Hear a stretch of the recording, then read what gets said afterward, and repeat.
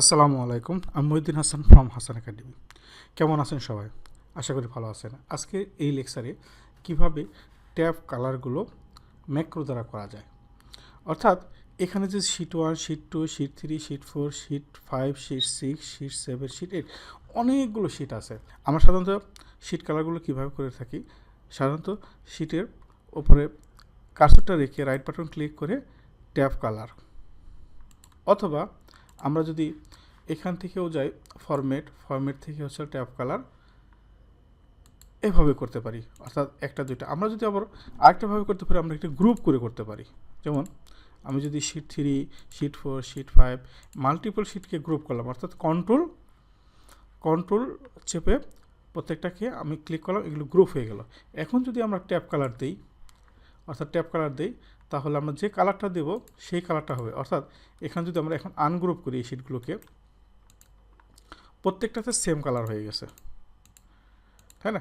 কিন্তু আমি চাচ্ছি যে এই এখানে যেমন প্রথম শিট 1 আমি এক কালার দিয়েছি, শিট 2 দুই কালার অর্থাৎ অন্য কালার দিয়েছি। এই জিনিসগুলো প্রত্যেকটা ডিফারেন্স কালার হবে, কিন্তু সেটা অসংখ্য শিট থাকবে বা শত শত শিট থাকতে পারে। এখানে আমার যেমন অনেকগুলো আমি শিট ক্রিয়েট করেছি, অর্থাৎ 15টা শিট ক্রিয়েট করেছি। এখানে আরও অনেকগুলো শিট থাকতে পারে। এই শিটগুলো আমরা যেন ওয়ান ক্লিকেই বা ছোট্ট একটা কোডিংয়ের মাধ্যমে এটা করতে পারি, তাহলে কেমন হয় বলেন তো? সেই জিনিসটা দেখাতে যাচ্ছে আজকে এই লেকচারে। চলে যাচ্ছি মূল লেকচারে।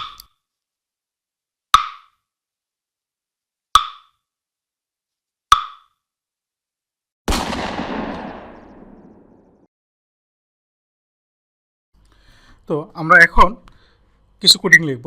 এই কোডিংয়ের মাধ্যমেই আমরা এই কাজটা করব, যে যতগুলো শিটই থাকুক না কেন সেটা যেন আমরা ওয়ান ক্লিকের মাধ্যমে আমরা যেন আমাদের ট্যাব কালারগুলো অটোমেটিক হয়ে যায়। প্রত্যেকটা কালার একটা ছোট্ট একটা কোডিংয়ের মাধ্যমে হয়ে যায়।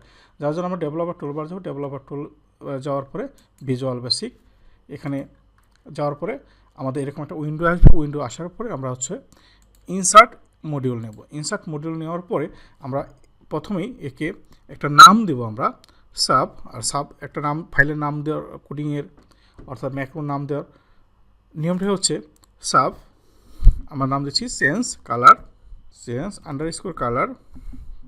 আপনি অন্য কিছু যাই নাম দেন না কেন দিতে পারেন, সমস্যা নাই।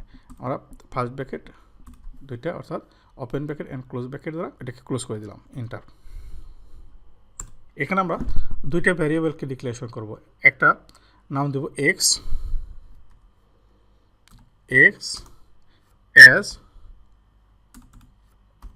অ্যাজ ওয়ার্কশিট, যেহেতু আমরা ওয়ার্কশিটে কাজ করব, ওয়ার্কশিট। অ্যান্ড আরেকটার নাম দেব আমরা ডিম কালার ইন্ডেক্স বা index color as long index color as long. Then আমরা ইন্ডেক্স কালারকে একটা রেঞ্জ দেবো। আমরা এই যে কালারটা হবে এই কালারে একটা রেঞ্জ দেব। ইন্ডেক্স কালার ইকুয়াল টু আমরা 50,000 দিলাম। এখন কথা হচ্ছে কেন 50,000 দিলাম। আমরা প্রত্যেকটা রঙেরই আমরা কেন 50,000 দিলাম? 50,000 দেওয়ার উদ্দেশ্য হচ্ছে আমাদের যে রেঞ্জটা আছে, রেঞ্জটা কত পর্যন্ত যাবে। সাধারণত এই রেঞ্জ হবে আপ টু আমাদের যে কালার কম্বিনেশন আছে, RGB যে কালার কম্বিনেশন আছে, রেড, হোয়াইট এবং কি গ্রিন, এর প্রত্যেকটা যে রেঞ্জ আছে, সর্বোচ্চ রেঞ্জ আছে হচ্ছিল 16,07,77,215। তো এই জন্য আমরা 50,000 পর্যন্ত দিলাম। আমরা এর বেশিও দিতে পারি, কমও দিতে পারি। দেন এন্টার চাপলাম, আমরা রেঞ্জ 50,000 দিয়ে ফেলেছি। এখন আমরা একটা লুপ করব। আমরা সাধারণত লুপ করে থাকি ফর দ্বারা। ফর ইস, অর্থাৎ প্রতিটা ওয়ার্কশিটই যেগুলো এক্স ইন ওয়ার্কশিটস এক্স ডট, আমরা কি যে এক্সটাকে আমরা যেতে বলছি, এক্সকে বলতেছি আমরা ওয়ার্কশিট এক্স ডট। এই আমরা কি করব, এই শিটের মধ্যে আমরা করব হচ্ছে ট্যাব কালার। আমরা কি করতে চাচ্ছি, ট্যাব ডট। এই ট্যাবের কি করতে যাচ্ছি, আমরা যখনই আমরা একটা ডট চাপতেছি অটোমেটিক আমাকে সাজেশন করতেছে আমরা কি এই ট্যাবের অ্যাপ্লিকেশন করতে যাচ্ছি, কালার করতেছি, কালার ইন্ডেক্স করতে যাচ্ছি নাকি ক্রিয়েটর করতে যাচ্ছি। মানে অর্থাৎ প্রত্যেকটা জিনিসই সে অলরেডি আমাদের সাজেস্ট করতেছে। তো আমরা দিতে যাচ্ছি এখানে কালার, দেন আমরা ইকুয়াল টু দিয়ে হচ্ছিল এই যে ট্যাব কালারটা হবে এর কার উপরে আমরা একটা নাম দিয়েছি এখানে ইন্ডেক্স কালার, ইন্ডেক্স কালার। তাহলে এই যে x dot tab dot color equal to index color. Then আমরা index colour equal to index colour equal to ইন্ডেক্সের সাথে আমরা যে একটা রেঞ্জ দিয়েছি প্লাস কি হবে, আমরা রেঞ্জটা দিয়েছি এখানে কত 50,000, তাহলে আমরা এর সাথে প্লাস করে দেবো 50,000। দেন হচ্ছে আমাদের এই যে এক একটা শিট হবে কালার হবে এবং তারপরে যেন শিটে অটোমেটিক চলে যায়, এই জন্য আমরা কি দেব নেক্সট শিটে যেন হয়। নেক্সট শিট কি দেবো, নেক্সট এক্স, এক্স মানে কি আরেকটা ওয়ার্কশিট।